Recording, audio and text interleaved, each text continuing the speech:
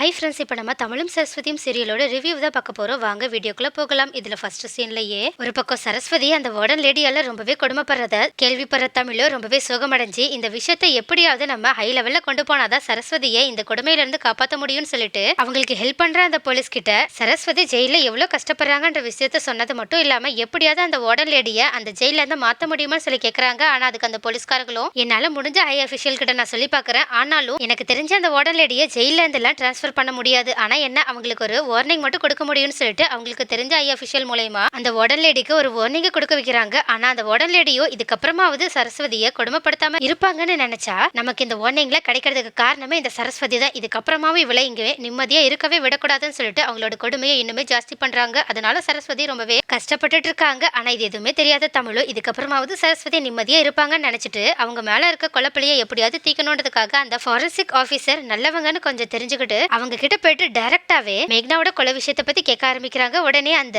ஆபீசருமே ரொம்பவே நல்லவங்க மாதிரி தமிழ் கிட்ட நான் எல்லாமே கரெக்டா செக் பண்ணிட்டேன், அவங்க கிட்ட எந்த கைரேகையுமே கிடைக்கல, அதுல உங்களோட மனைவி சரஸ்வதியோட கைரேகை மட்டும் தான் இருந்துச்சு, அதை நான் கரெக்டா போலீஸ் கிட்டையும் கொடுத்துட்டேன், இதுக்கப்புறமா என்ன பார்க்க வராதீங்க, அப்படி வந்தீங்கன்னா நான் கண்டிப்பா ஐஎஃப்எஸ்எல் கிட்ட சொல்லி உங்க மேல நடவடிக்கை எடுக்க சொல்ல வேண்டியது இருக்குன்னு சொல்லிட்டு அவங்கள மிரட்டி அங்கிருந்து அனுப்பி வைக்கிறாங்க. அப்ப வெளியே சுகமா போன தமிழுமே நமச்சுக்கிட்ட நடந்த விஷயம் எல்லாத்தையுமே சொல்லி புலம்பிட்டு இருக்காங்க. அது மட்டும் இல்லாம இந்த விஷயத்துல ஏதோ ஒரு தப்பு இருக்குன்னு எனக்கு நல்லா தெரியுது, ஆனா அது யாருதான் பண்றாங்கன்னு தெரியலன்னு சொல்லிட்டு குழம்பிட்டு இருக்கும்போது நமச்சியோ தமிழ் கிட்ட ஏண்டா அந்த ஆபீஸருக்கு உன்னை பத்தி நல்லாவே தெரியுமா சொல்லி கேட்கறாங்க. அதுக்கு தமிழும் இல்லடா நான் இப்பதான் ஃபர்ஸ்ட் பாக்குறேன்னு சொல்லி சொல்றாங்க. உடனே நமச்சி நீ ஃபர்ஸ்ட் அங்க எதுக்கு போனான்னு கூட சொல்லாம சரஸ்வதியோட கேஸை பத்தி மட்டும் தான் விசாரிச்சேன், ஆனா அந்த ஆபீசர் பேசும்போது நீ தான் சரஸ்வதியோட ஹஸ்பண்ட், அதுவும் உன் பேரு தமிழ்ன்றது முதற்கொண்டு அந்த ஆபீசருக்கு உன்னை பத்தி எல்லாமே தெரிஞ்சிருக்கு. இதுல இருந்து என்ன தெரியுது, அந்த ஆபீசர் மேலதான் ஏதோ தப்பு இருக்கு, அந்த ஆபீசருக்கு உன்னை பத்தியும் நல்லா தெரிஞ்சிருக்கு, என்ன பத்தியும் தெரிஞ்சிருக்கு, அதனாலதான் இதுக்கு முன்னாடி நான் போனப்ப கூட அவங்க மாட்டிக்க கூடாதுன்றதுக்காக நல்லவங்க மாதிரி நாடகம் போட்டிருக்காங்கன்னு சொல்லி சொல்றாங்க. உடனே தமிழும் நடந்த எல்லா விஷயத்தையுமே யோசிச்சு பார்த்துட்டு நமச்சு சொல்ற பாயிண்ட் கரெக்டா இருக்கே, அப்பனா ஒருவேளை அந்த ஃபாரன்சிக் ஆபீசரை இப்ப மட்டும் நம்ம ஃபாலோ பண்ணாங்கன்னா கண்டிப்பா அவங்க நம்மளை பத்தி சொல்றதுக்காக ஒண்ணு அந்த அர்ஜுனை போய் பார்ப்பாங்க, அப்படி இல்லைன்னா கலிவர்தனை போய் பார்ப்பாங்க, அப்படியும் இல்லைன்னா அவங்க யாரை பாக்குறாங்கன்னு போயிட்டு பார்த்துட்டோம்னா நமக்கு இந்த பிரச்சனைக்கு பின்னாடி யார் இருக்காங்கன்றதை ஈஸியாவே கண்டுபிடிச்சிடலாம்னு சொல்லிட்டு அந்த ஆபீசர் வெளியே வர வரைக்குமே யாருக்குமே தெரியாம வெளியவே வெயிட் பண்ணிட்டு இருக்காங்க. கரெக்டா அந்த ஆபீசரும் ஒர்க் எல்லாத்தையுமே முடிச்சுட்டு ரொம்பவே அவசரமா யாரையோ பாக்குறதுக்காக கிளம்புற மாதிரி கிளம்பி போறதை பார்த்த தமிழும் நமச்சியும் அவங்க இதுக்கு முன்னாடி பிளான் போட்டபடியே அந்த ஆபீசருக்கே தெரியாம ரெண்டு பேருமே ஃபாலோ பண்ணிட்டு இருக்காங்க. இவங்க ரெண்டு பேருமே சந்தேகப்பட்டபடி அந்த ஆபீசர் அர்ஜுனை போய் பார்க்கல, ஆனா அதுக்கு மாற கலிவர்தனை போய் பார்த்து பேசிட்டு இருக்காங்க. அது மட்டும் இல்லாம அவங்க கிட்ட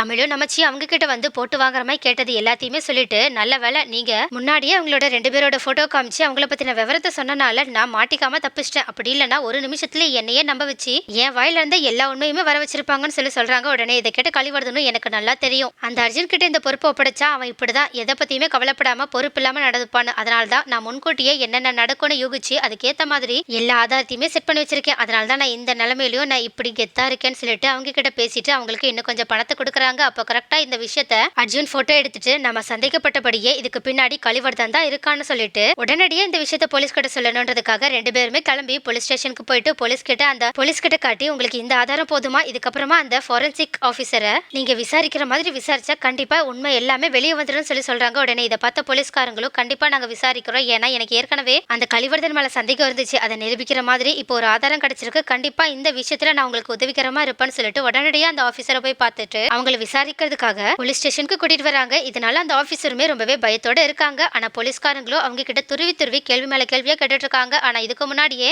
கலிவர்தன் அவங்க கிட்ட ஒருவேளை உங்களை போலீஸ்காரங்க பிடிச்சு ஏதாவது விசாரணைன்ற பேர்ல கேள்வி மேல கேள்வி கேட்டாங்கன்னா அவங்க கேட்கிற எந்த கேள்விக்குமே பதில் சொல்லாதீங்க, அது மட்டும் இல்லாம அவங்க கிட்ட நான் எது பேசினாலும் என்னோட வக்கீல் வந்ததுக்கு அப்புறமா தான் பேசுவேன்னு சொல்லிட்டு இந்த நம்பருக்கு கால் பண்ணுங்க, இவங்க ரொம்பவே ஃபேமஸான வக்கீல் சொல்லிட்டு ஒரு வக்கீலோட நம்பர் கொடுத்துட்டு அவங்க எந்த பிரச்சனையும் இல்லாம உங்களை வெளியே கொண்டு வந்துருவாங்கன்னு சொல்லியிருக்கனால உடனடியா அந்த போலீஸ்காரங்க கிட்ட நான் என்னோட வக்கீல் வந்ததுக்கு அப்புறமா தான் பேசுவேன்னு சொல்லிட்டு அதே மாதிரி அந்த வக்கீலுக்கு கால் பண்ணி வர வச்சிடறாங்க. வந்திருந்த வக்கீலுமே அந்த போலீஸ்காரங்க கிட்ட நீங்க ஆதாரம் இல்லாம என்னோட கிளைண்ட்டை அரெஸ்ட் பண்ணக்கூடாது, வேணும்னா நீங்க அரெஸ்ட் வாரண்ட் வாங்கிட்டு வந்து விசாரிக்கலாம்னு சொல்லிட்டு அங்கிருந்து அவங்களை அழைச்சிட்டு போறாங்க. அதனால போலீஸ்காரங்களுமே இந்த விஷயத்த தமிழ் கிட்ட சொல்றாங்க. அதனால தமிழும் இன்னுமே சோகமா இருக்காங்க. இருந்தாலும் சரஸ்வதி இப்ப எப்படி இருக்காங்கன்னு சொல்லிட்டு பாக்கிறதுக்காக அவங்கள பார்க்க ஜெயிலுக்கு போறாங்க. ஆனா அங்க ஜெயிலையோ அந்த வார்டன் இந்த தடவை தமிழை பாக்கிறதுக்காக கூட சரஸ்வதி அலோ பண்ணவே இல்லை. அதனால தமிழுமே எதுக்காக இன்னுமே சரஸ்வதி வராம இருக்காங்கன்னு சொல்லிட்டு அவங்களுக்காக ரொம்ப நேரம் வெயிட் பண்றாங்க. ஆனா அங்க ரொம்ப நேரம் கழிச்சு வந்த வார்டனோ உங்களோட விசிட் டைம் முடிஞ்சிருச்சு, நீங்க கிளம்பலான்னு சொல்லிட்டு அங்க இருந்து தமிழை அனுப்ப பாக்குறாங்க. ஆனா தமிழோ நான் இன்னும் சரஸ்வதியை பார்க்கவே இல்லை அப்படின்னு சொல்லிட்டு எவ்வளவோ அவங்க கிட்ட கேட்டு பாக்குறாங்க. ஆனா அங்க இருந்த வார்டனோ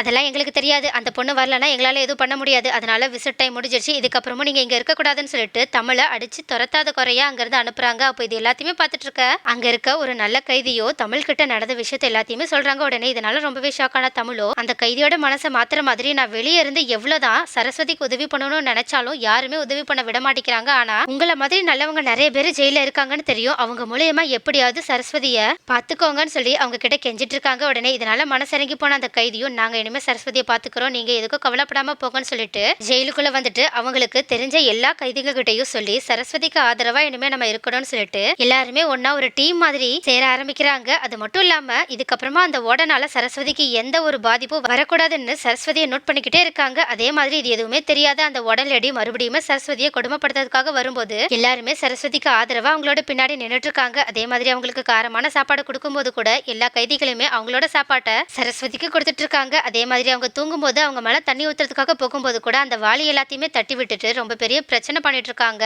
அப்போ இது எல்லாத்தையுமே நோட் பண்ணிட்டு இருக்க வார்டன் லேடியும் கைதிகள் இப்படி எல்லாருமே ஒன்னு சேர்ந்துட்டாங்கன்னா இந்த ஜெயில இதுக்கப்புறமா நம்மளோட ராஜ்யம் இருக்காதுன்னு சொல்லிட்டு கொஞ்சம் கொஞ்சமா சரஸ்வதியை கொடுமைப்படுத்துறத குறைக்க ஆரம்பிக்கிறாங்க. அதனால சரஸ்வதியுமே கொஞ்சம் நிம்மதியடைய ஆரம்பிக்கிறாங்க. அதே சமயம் வெளியவும் தமிழ் எப்படியாவது சரஸ்வதியை வெளியே கொண்டு வரணுன்றதுக்காக போராடிட்டு இருக்காங்க. அதுக்கும் மேல அந்த ஃபாரன்சிக் ஆபீசரோட பியூன் அவங்களுக்கு நல்லாவே தெரிஞ்சிருந்தனால அவங்க கிட்ட உதவி கேட்டு ஃபாரன்சிக் ஆபீசர் டூப்ளிகேட்டா கொடுத்த ஃபைலுக்கு பதிலா ஒரிஜினலா ஃபைல் எங்கேயாவது வச்சிருப்பாங்கல்ல, அதை எப்படியாவது கொண்டு வாங்கன்னு சொல்லிட்டு அவங்க கிட்ட கேட்டுக்கிட்டதுனால அந்த பியூனுமே சரஸ்வதி கர்ப்பமா இருக்காங்க, அது மட்டும் இல்லாம இவங்க மேல இவ்வளவு பெரிய பழிய போட்டு ரொம்பவே கொடுமைப்படுத்திட்டு இருக்காங்கன்னு சொல்லிட்டு எல்லா விஷயத்தையுமே தெரிஞ்சுக்கிட்டு அவங்க மேல இறக்கப்பட்டு ரொம்பவே ரிஸ்க் எடுத்து அந்த ஒரிஜினல் ஃபைலை எடுத்துட்டு வந்து தமிழ் கிட்ட கொடுக்குறாங்க. அது மட்டும் இல்லாம இதை தயவு செஞ்சு வெளியே சொல்லிடாதீங்க, ஒருவேளை சொன்னீங்கன்னா என்னோட வேலையே போக வாய்ப்பு இருக்குன்னு சொல்லிட்டு தமிழுக்கு இந்த மாதிரி மிகப்பெரிய உதவி செஞ்சுட்டு அங்கிருந்து கிளம்பி போறாங்க. அப்ப போயிட்டு இருக்க அந்த பியூனை கூப்பிட்டு தமிழ் பணம் கொடுக்குறாங்க. ஆனா அந்த பியூனை நான் உங்க மேல இருக்க இறக்கத்தாலதான் இதை பண்ணேன், அது மட்டும் இல்லாம நான் யார்கிட்டயும் கை நீட்டி பணம் வாங்குறது இல்லைன்னு சொல்லிட்டு செம்மையா கெத்தா பேசிட்டு அங்கிருந்து கிளம்பி போறாங்க. தமிழுமே இதுக்கு முன்னாடி உங்களை சந்தேகப்படுறதுக்கு என்ன மன்னிச்சிருங்கன்னு சொல்றாங்க. ஆனா அந்த பியூனோ பரவாயில்லங்கன்னு சொல்லிட்டு அங்கிருந்து கிளம்பி போயிடுறாங்க. அதுக்கப்புறமா தமிழும் அந்த ஒரிஜினல் ரிப்போர்ட்டை எடுத்துட்டு